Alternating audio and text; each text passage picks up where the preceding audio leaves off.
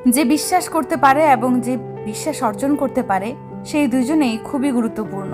ক্ষমা এবং ভালোবাসা অর্জন করার থেকে বিশ্বাস অর্জন করাটা হচ্ছে সব থেকে কঠিন।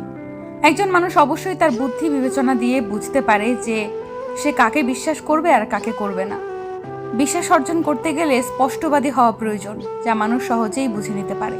মুখে বললেই হবে না, সেই কাজটা করে দেখাতে হবে, তাহলেই মানুষ তাকে বিশ্বাস করবে। বিশ্বাস হচ্ছে সফলতা অর্জন করার সবচেয়ে বড় শর্ত। বিশ্বাস পারে একজন মানুষের জীবনকে গতিশীল করে তুলতে।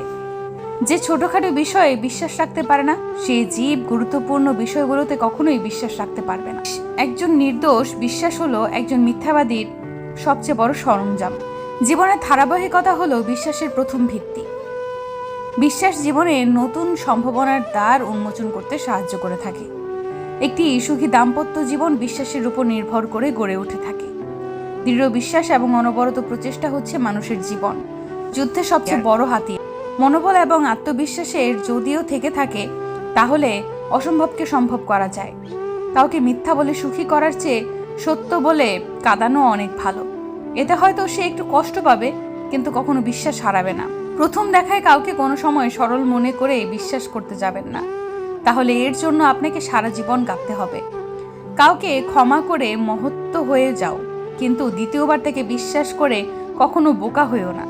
বিশ্বাস খুবই ছোট একটি শব্দ, এবং শব্দটি পড়তে 1 সেকেন্ড লাগে, এবং ভাবতে কয়েক মিনিট লাগবে, এবং বুঝতে কয়েকদিন লাগে, আর প্রমাণ করতে সারা জীবন লেগে যায়। তোমাকে বিশ্বাস করাটা আমার কর্তব্য, এবং আমাকে বিশ্বাস করাটা হচ্ছে তোমার দায়িত্ব।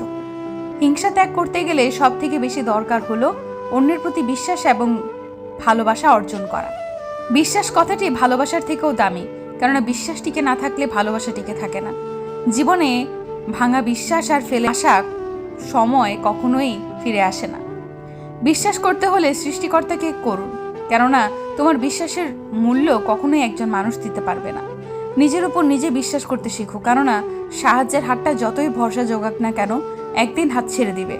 হারিয়ে গেলে সব জিনিস পাওয়া যায়, কিন্তু বিশ্বাস কখনো পাওয়া যায় না।